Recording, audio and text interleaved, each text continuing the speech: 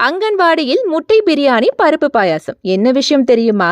கடந்த 3 மாசத்துக்கு முன்ன கேரளாவை சேர்ந்த 3 வயசு சிறுவன் தன்னோட அம்மா கிட்ட அங்கன்வாடியில உப்மாவுக்கு பதிலா பிரியாணியும் பொரிச்ச கோழியும் வேணும்னு மழலையோட பேசின வீடியோவை அவங்க அம்மா இணையத்துல வெளியிட்டு வைரல் ஆக்கினாங்க. இதை தொடர்ந்து அமைச்சர் வீணா ஜார்ஜ் கூடிய சீக்கிரமே சங்குவோட ஆசையை நிறைவேற்ற ட்ரை பண்றேன்னு வாக்கு கொடுத்தது வரவேற்பை பெற்றுச்சு. சொன்ன வாக்கை 3 மாசத்துல காப்பாத்திருக்காங்க அமைச்சர் வீணா ஜார்ஜ். அதன்படி அங்கன்வாடி உணவு பட்டியல்ல முட்டை பிரியாணி சேர்க்கப்பட்டிருக்கு. அது மட்டுமில்லாம புலாவ், பருப்பு பாயாசம், சோயா ட்ரை கறின்னு அங்கன்வாடி உணவு பட்டியல் பட்டிய கலப்புது. இதுக்கெல்லாம் காரணம் 3 வயது சங்குவும் அவங்களோட அம்மாவும் தான் பாராட்டி தள்ளுறாங்க நெட்டிசன்ஸ்.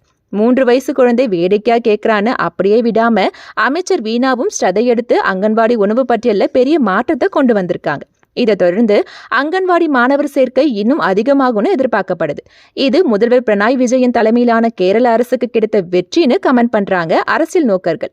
அது சரி, இந்த மாதிரி ஒரு மெனு தமிழ்நாட்டு அங்கன்வாடியில வர வாய்ப்பு இருக்கா பாஸ்?